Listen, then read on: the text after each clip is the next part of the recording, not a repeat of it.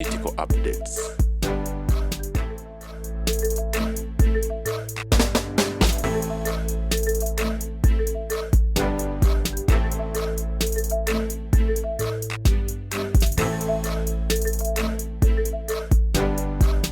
Twatwe tulire mukona vyatusedda mwali mutabani w'omugenzi Yowana minimum amore n'amatovu batuzalye kula ly'omwana kubantu litutemetemera ensonga nga bizitambula mu ggwanga.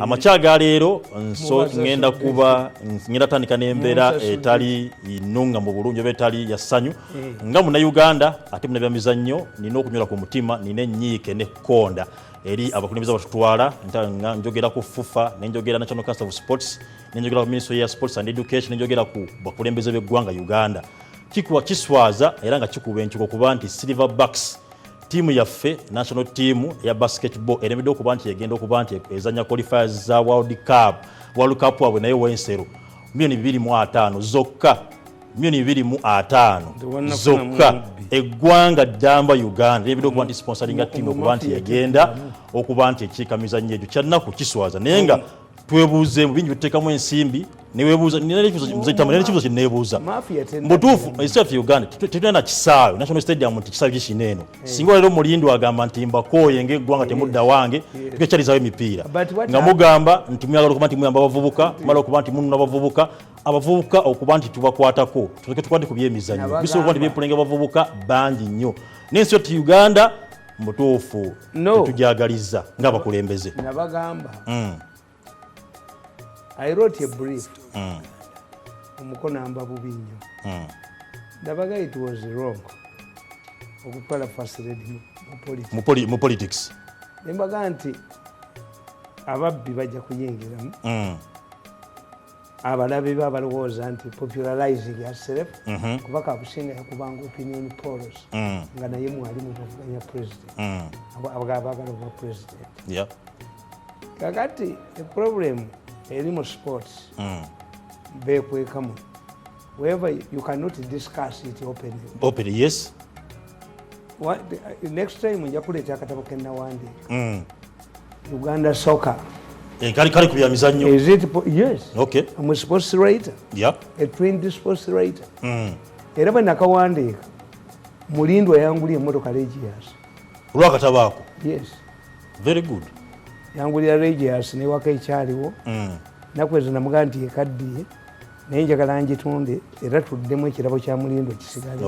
Okay. Lawrence Mulindwa we are knowledgeable people but mu Africa mu mawanga amalala agatali Africa gavumenti ensi ebeeramu bagiwadde omuliro flatterers abagala okulya ensimbi bagende wa Museveni bamugamba nti gwe toyogera n'abagenda okugendayo babasereketinga n'asoma ekiwandiiko n'aladisi kyasoma sajja temumubuusa kumujja mu muudu netufunamu ne voice of reason people like me. I'm part of government. I support government but I'm not part of government. Kakati ffe the voice of reason tulaba ekintu ekiri mu gavumenti temukyogererawo nekikubuulira oyomba n'oyomba ne tubeeramu ne opposition ebeera gavumenti in waiting ekulisizinga polisi eno n'eno kati mu Uganda temuli opposition mulimu ki temuli academicians beebaka let me ask you in 1983 Mono newspaper where I was working as a junior reporter organized Chekafa emipira. Mono? Yes. Okay. Because of Sekabembe. There was a kisawe in Mbale. There was a kisawe in Bugembe. There was a kisawe in Bugembe in Kacheka. Nena Chivubo. I remember twazanyako ne Kenya. Uganda negenda nebagikuba negenda Mbale. Where did these bisawe disappear? Muze tamanize nakulira nakawa erugogaawo twalina bisawe nga 8 byali bisinga nawo nga 8 bwe nakulira naye byonna byalagawo. Yes. National Stadium tulina kisawe kyenkubuulira nti Namboole abachina bamutuwa. Government bought 2 square miles of land in Namboole. Compensated everybody. Baddamu ne balitunda ekyapa kiri wa muntu. Kati bana abamawulire bwe babagula bakulaga wotalogidi Namboole. Tebalaga kituufu. Abachina aboogera Oluganda n'Olunyankole baali recommended bakitunde mukula ne yeeparkingawo ne premier buses ne zijjawo as sitting hotel tenants. Bagala compensation. Kajala earmarked allocated 3 billion for airlifting of Namboole bamutunde ne bazibba. Musajja bali bamuyita Mugisha bajja banoonya because the data is there. Yes. Nemutuufu kiswazanga eggwanga abakulembeza batutwala baleke kuba mutima wemanga mwagaliza eggwanga Uganda muze Tamale tugende mpola no what repercussions what punishment do you give ku basajja abagenda ekigali ne babba sente z'abaki olina ga tukyabuliriza National Council of Sports will you investigate Nika when the woman follows pregnant? Let's look at this scenario. Tunyomba nnyo ensi Rwanda. Tugamba nti Rwanda ki? Rwanda yazimbe arena ya basketball. One of the best mu Africa. Ne mu mwaka gumu gwokka. Kagama ina abasoma. Wano busoma bitulemesezza. Bomasasa. Ni munid. Akate bitembikabamu. Temubikabamu awuti bannabbirawo. Okay. Naye singa tiimu eyo nga bana abaana abaddusi. Bwe bakomawo President abuuza, what vehicles do you want? You like it? Muze you already bought them. Nga balidde. Abaana bo mwali mubalabyeko n'emmotoka ezo ziri expensive. Tetuzirabangako. Yes. Buli kimu kati kibatambiramu kye bakikola. Insatiable urge for money, greed, humiliating people, and lack of interest in our country. Bibiriwa. Gavana w'emizannyo nine ennaku era esonga eno butuufu yeetaaga eveeko kubanga eggwanga amawulire bagagaginga tebula kyogerako buli omu asirise buli omu yeesirikidde akabukidde kaleega lugongogongo kati olupapula kalufudde essomero badidde omusajja ono omuzadde naye mwembe oba mwakulya mu famire eki nti omwana wange I believe strongly nti bamutta nensaba sente Gasumba nafuuka negotiator billion simanyemu oba otunda kika omuzimu tegukutta gwe awo tutuse ku level nti omuntu omwana bamusse ne kali mumpe musse nabali ne bazimu kuba sikituufu empapula nezikuba bwaledi people bwabukidde ne butunulidde billion. That is too bad. You cannot have poor journalists. Tebalina kye bakola because the media is the forces. Yes, bwekiri yerwanirira abantu kakati media ya mwinfu nti babagula ebbiliyoni buli omu yavuddeyo except me. Ensonga eggwera Pakistan yali ampa miliyoni ya $, I rejected it. Oveko organic case. Banomba byonna ejjoogo lyabwe nemba bana ejjoogo lyabwe jonna balabanga beerondamu because the ICC insisting they should go. Kakati babagambye baloya baabwe from Germany, from Britain newalala babawa sente bo naye nze mbaga to give your lawyers money, you are wasting time when I'm around. Wewa kakati okiraba media tesobola kuwandika ku organic case bagiwa 10 billion kano n'obutu bwako kana akabbeka n'akasuma nako kaliawo kaleegangala. Your country is in a big dilemma because the media is dead. Kakati president yakugambye nti alagidde baala DC bagende bamobilizinga abantu nenkugamba nti bijja kukola wawulidde ekizindaalo sinnakiwulira kati eddagala terijja ku expiring era lijja ku expiring. Yes babaala DC be bamugamba nti abamawulire basaba sente media institutions okujja tukyaza bagala sente ate ne bazibawa tebazituusa tebazireeta bagambye mu designing akalango byayogedde yene anadivert form katambule musasule nabusaya akakwata asasule nekolisa agenda kujjayo omuntu simanyi national gondi ani azibbe ngabo bakola bulijjo bazinyaga. Museveni is facing a hostile media. Okay. Begent bikolisa waliwo n'omulala bebavuba ssente abantu babawa bwekiri era zizituuka. Kakati Museveni as he is trusted by people he does not have a media. The media is not even credible. Tewaliimu bali mu byakatemba ekitegeeza ya designing eno gundi Ekibategeeza nti temulina media. Look at this cartoon. In media practices, a cartoon, even in media law, a cartoon is charged differently. Okay. Look what Museveni.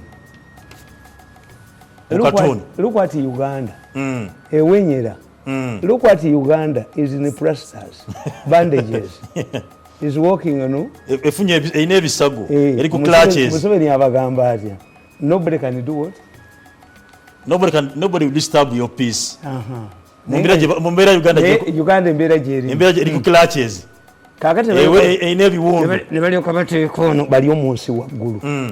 Bali omunsi omulaba bwaga. Oyo wali waggulu. Kakati they are attacking the minister and the president. The president. But I don't think that there is any knowledgeable person who rang these people. Whatever they combined, the minister and the president. And the president. Okay. But nobody observes this. Which means if you don't have a media, the media, you don't have this media. And this is why Banaba security bagenda ne bangubira amasimu. At all to Cuba, my program is paid for by government? No. I've spent 8 years without getting facilitation from government. These are my programs. Yes. And if you take somebody who doesn't know how to sing, you have a wife who cannot cook properly, do you bring a neighbor's wife to cook for you? No. Sentiza muzeri. Kakati abo bobagamba. Media is very crucial. Media, a trusted media, not a malicious media, not a mercenary media. Kakati chino kati soko somono gundi nti police target parents, you were mistaken in stop ADF recruits. It tells you that Enanga is out, the police is out of touch with the security. Okay. Look, when you see somebody who does not have a solution, who doesn't understand the problem, gives you wrong solutions. Okay. The police, I wish I had come with my newspaper of Daily Nation, of Sunday. The parents of those boys who had escaped from escaped narrated their story. How their boys disappeared from school. Somebody went and came back, but they later had read in the newspapers that their sons had escaped from committee. Abazadde babadde bamanyi. Abazadde babadde bamanyi. What bamanyi? Do you know where you simanyi. Owomukyalaga nti ali Kampala. Bwekiri. Owomukampala n'alowooza nti agenda bweru. N'ayogera birala. Yes, babatika kunyonyiwa bagenda bweru. Even now that it has been announced nti 4,000 Ugandan girls were killed in India alone and their organs extracted for sale. Even Idi Amin did not kill people for sale. Teyakikolako. Media teyogera bakyatika embwaza. Tukola kimu kumuvuma buvumi. Kubanga babirimu bali powerful. Kakati if you have a dead media, what do you do? Katibani ono Enanga tamanyi. Are you going to work like the border of US and Mexico?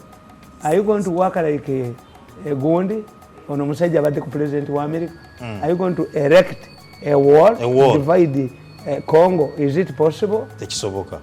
How are you going to control the inflow where you are going to build the roads and other activities? You're just opening up the borders.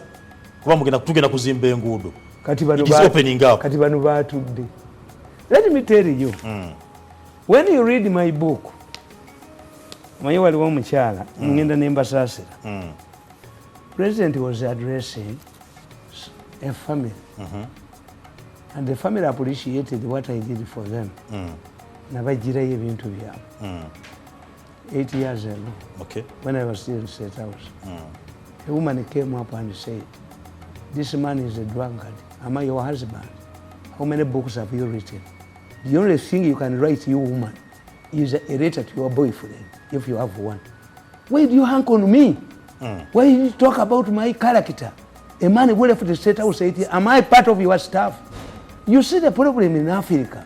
People would be cleaning the toilets, find their way in the corridors of power like a State House. Why do you talk about me? He drinks, yes I drink, but my mental capacity is high. What have you written? You are in parliament, you have not even made your maiden speech, and I doubt whether you will make it. So stop talking about me. He's a drunkard. Yes, I drink. I drink, I'm not your husband. I drink. Put what you have, you who doesn't drink. Put what you have on the table. Omanya Abaganda tukiyita kumemengwa. Tulina okwogera, tulina okumemengwa, tulina n'okunyuma. Bya kumemengwazi. And the Baganda say, ebbula bikolwa liwanula amenvu emisana. To failure to have something serious to do, you engage in the sex as if you have something important to do at night. Okay. Stop kumemengwa unumi. Whenever you have state house meetings. Mr. Gabe, tukomeo. He's a drunkard. Am I your husband? Am I your son? Next time we talk about serious issues, not to talk about my character. Person who left the state house 9 years ago. What type of fools are these? Okay. When you read my book, The Rise of Terrorism in Uganda, I will tell you. Yes. All of these measures, you have failed to understand. One, I told you, me about security. Yes. Nabagenti but terrorist Stephen. Bafuna sente Mirundi age. Emirundi esatu. One, they are hired by big people in the government to assassinate people. They are hired? Yes, I have by people in the government. I have recordings. Yeah. I survived. Okay. In my case, somebody took 50 million. Okutanzita. Nachobe's case is 600 million. Yes. So, machinery babagula to kill. This is the source of their money. Okay. Two, mercenarism, as the president pointed out. Nakitegeera nti Mozambique went to Rwanda. Why? Most of the fighters that had attacked Mozambique had come from this place, from Uganda. From Uganda. So mercenary work and the donations. Oh. Yes. Okay. This is the, if you want to challenge me, that they can give you the recorded wound, but you cannot. I told the security man, come with the money. Come with the money. You get money to do work which you don't do. So therefore, if you want to get information from me, pay. Ripa. Yeah, because I'm a private man. Okay. Kakati, what you don't know, look what the situation in northern Nigeria. Boko Haram. Why are they there? How did they emerge? When the northerners, when Nigeria started a democratic journey, most of the generals were coming from northern Nigeria. Okay. Obasanjo sacked over 50 generals from northern Nigeria. Kakati sente ez'obwerere zaali mu government. At one time in the 75, the Hausas were paid money ogenda okusoma. Nga tebasoma. Bajja mu magi. Kakati sente ez'obubbi bwe zaava mu northern Nigeria eziva mu government, obwavu ne bubakwata, kiki ekizeeyo? Kwe kulwanagana kunene okuliwo. Kwe kuyingira obuyeekera. They don't have economic activities. Yes. Kakati, when you look at Mozambique, how can an Islamic group threaten Mozambique's government to survive? Because I don't think that they have a sizable number of Muslims in Mozambique. In Mozambique. Why? These are mercenaries. They ready to die. Kakati, when you look in Uganda, when you read my book, I tell you the history of Islam in Uganda. Okay. Into the first generation of Muslims married 4 wives, as according to your dini. Ne bazaala abaana bangi nnyo ne batasoma. Kakati first generation abaana abo abaali tebali bayigirize baafuna emirimu mu social sector. Okay. Bw'abaawo omupiira gw'ogenda okusiba bayita Juma. Beo makanika. Yes. Abafumbi b'emmere baki? Basiraamu. Abali mu hotels. Abavuzi b'emmotoka baki? Basiraamu. The destruction of Butoda by the thugs, the thieves. Do you know the impact? Ito yali judde Basiraamu. Yes. Bana bali mbavuga emmotoka zaabwe. Ne bagijjawo ne badduka. Ne bagikuba ne bagimalawo. Ne bagimalawo ne badduka. Boda zijjudde mu baki? Kakati gwe kati kisaka n'omutwe gwe ate aleeta baasi. Continue, I clap for you. If you burn the nearby bush, the snakes sneak into your house. Nze Tamale nkulaba otandikire Nigeria bano we bagobwa abali bali mu kintu ne bagobwa ba genos mirimu ne giggwawo bayingira ki bakala hala olale wana genos okubate abantu bajjako emirimu bo bakole ki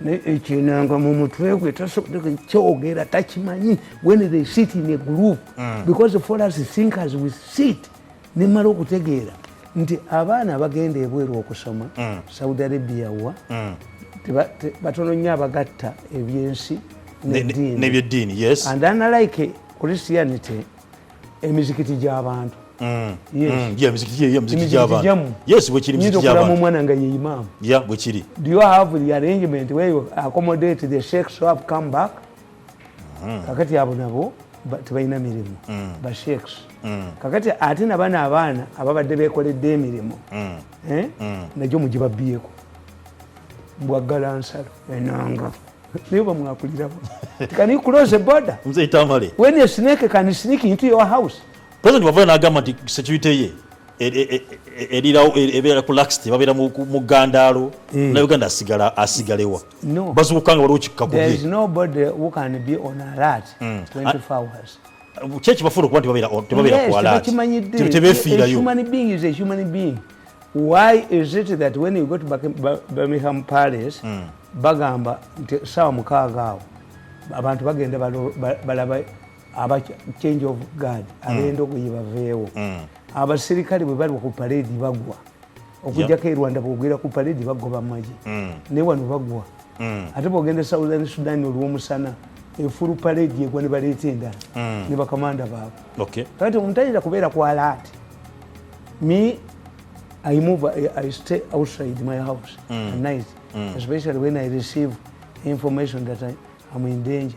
You can find nabo bantu abasirikale nabo bantu bwekana kugosibwa tugamba nti abasirikale banene olusiba nabo bagamba nti muludde ekintu okukiibwa kyebala bakola ebintu ebimu laxity teva ku mbeera okuba nti bayisibwa bubi abapoliisi abatalya abapoliisi abatalina masanyalaze abasalibako sente ez'omusaala embeera tebafuula okuba nti bakola ebintu nga bino eno president binaabimanyi. When you go to Sierra Leone, how did Valentine Stresa come to power at the age of 24? The generals refused to send these people money when they are fighting the rebels. So they struck a deal. We are young. We are young. Jangu. Do you have a house? Mukiboga mu capital. Bakola deal. Bwekiri. Bonna baana bato. Era tinyefunza yagamba governor wa Bank of Uganda. You don't have money and the Minister of Finance. Let us change positions. Come and command Northern Uganda operation. I will send you money when I'm Governor Bank of Uganda. That was the influence. Okay. Powerful, confident. Yes. Mzee Tamale tuva ku nsonga twaganja tupinga tugivaako. President Museveni ayina mu speech ye yagedde ebigambo bingi naye ayina bwe yatusana defending security. Okuba nti nno basse section n'abalabanja badde abaze battibwa. Nayongedde okwadima yalinga Islam. Mayeza mwana adima yalo of Islam. If Chirevu was a Christian priest, he would have been buried in a shallow grave. Everybody would be running away. The Muslims went there, expressed their solidarity with their sheikh, and they left. And they were not violent. And they left the judgment to Allah. Islam is peaceful. Singa mseyo nechimanyi. Obusiramu bwa mirembe bannaye. Singa enseri ekimanyi. Obusiramu bwa mirembe. Omanyiza ayiro kwatira simolo singi. Wali wamubanja nga wa secondary school. Wa primary school. Tayina sente ziweri abaana be mu ssomero. Musajja nagamba nti normally omanyi akasajja ka bukedde ako nabagamba nti gavumenti bweri kategeera nabo bali kewunyanga basheeke ba. Akasajja ka bukedde akayina empandiika gye kawandiikamu. Akasajja ka bukedde kage nti bamasheeke beewuunyiza abasajja baterorisi baba ne ssente naye ono omwavu gwa and the government has no capacity kunoonya. Yes. Government kyetayina oba media tegiyina and people who think beyond average intelligence nti government does not explain that at one time we gave these people amnesty. Baba kwatire ebuseruka Yes. One of those who had been arrested in Buseruka is Sekito Owakasi abakuba okukamala because he had been indoctrinated. Okay. Kasita abakuba n'abogoloza naye nga oyo Sekito yava bundi. Amnesty kyali kitegeeza denounce violence and transform you. Sente zaabwe bazibba. Tebafuna sente zaabwe. Did the government maintain a close contact monitoring to these boys? Abali bafunye amnesty? Yes. Kubanga once the government, certain things they are doing is as if this is a new government. Yeah. No. Okulwa mu power kitegeeza nti osanga ensonga yo government ya America ya myaka 8. A president of the United States can afford okulekawo ensonga ezimu. Ndi kakati ye ono bwaze ajje maje mu Afghanistan. The other one deployed. Yes, on agajjeyo. Depending on after 20 years should we remain in Afghanistan? Gatukolayo. In a chances. A problem that has been created by one government is solved by another government. But if you have 35 years in power, and that's what I tell my mom. Nti mama, understand. Olumbo olutta baby terutta mukadde. If we wait to live longer, amaaso gajja kuziba. Yes. Amagulu tegajja kutambula wadde agagoba akakuba. These are consequences of overstaying on earth. On earth. Tera nawe bwosigala mu nayo obulamu obuyinza. Waliwo ebijja okukola ki? Nti kakati tulina contradictions zetukola. Naye nga luli nazibagambirawo nga bazikola. Naye bagala zijja kuvaamu obubbi nga abasuma. Obusuma, greed, insatiable urge for money, humiliating the people. Mzee Tamale, njalo obere open ku nsonga oberekiri obulire gwanga. Why are suspects obacha abantu battibwa on arrest? Bana kibakweka. Anti nabo kibakoze.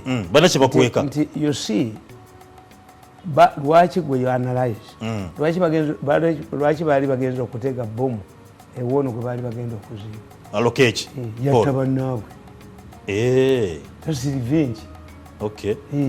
Era kati yakubye ekireve esasi bajja kumunoonya kubanga security is infiltrated. Babategeera.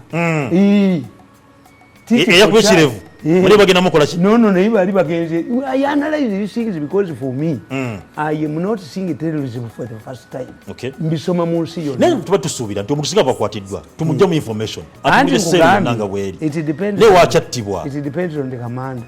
Maybe government is fed up because of the judicial. No, oba kiri nti muzeeta wangambye these people baba bangisa ba machinery. Oba obatta kweka bujulizi tebogera bakama baabo. Gonde dokita bamuyita Kiyingi. Bwebaga nti asse mukazi we. They arrested the alleged killer. Ne bagenda mu kooti. Musango bwe gutambula in normal circumstances. Once you eliminate the person who pulled the trigger, that's why when we were trained in the security, a serial killer can easily be exposed, except if he's a criminal lawyer, a senior police officer, a judge, but eventually a person who does not fall under the above categories ends up exposing himself. Okay. Like omukikirwa wa Tooro. Omukikirwa wa Tooro ate yayagala okutta gwe yagula. Okutta gwe baje nnyo. Basooka kutta Mirindi bali abamulaba Fort Portal. Yes. N'abatta. Kakati when you look at nti you become a serial killer and eventually you are exposed. Okay. This man is only lucky nti bajjayo omusango gumu. Naye nabagamba ne munnamawulire wange yafa. Nga bagenza omusaba ssente. Sorry. Yes. Kakati you become a serial killer. Kakati mu keesi ya Kiyingi, a man who pulled the trigger, whose evidence would be relied on in a court, baleeta take away. Never take away. Is it acceptable in prison rules for a prisoner to eat food that is not tested by the prison authority? No, but you don't want to be tested. When they boarded the bus, the man developed stomach pains. By the time he arrived at the Rosira gate, he was dead. But the presiding judge did not order a postmortem report. What changed was that the original lawyers, Matova and company advocates, left the case and gave it to Kabega, an expert in murder cases. And they were acquitted. The moment you eliminate the man who pulled the trigger, kese bekoze ki ebifudde kati ne bano okutibaba neno in Uganda eliminated. Yes. Why? Ati kinkubuulira kubuzaabuza bujulizi asikizi the prime suspects kubanga bo bakanti mbatire diru zaabwe. No, I make a research. Okay. I cannot reason like you. If I reason like you, my programs will be propaganda programs like yours. Nti umuserikale wa police who wants to explain things agenda mu programu ya ruwo musana ne muwanga kivumbi ne bamukubira ne bamufuula omusi because the police cannot address the public on this road. Okay. Abantu tebajjira bwe kiri. Been fed with wrong information for a long time. Yes. Okay, enough of that. Nga tumalisagala nyo tugende kuba sala kugenda nnyo regional na kugamba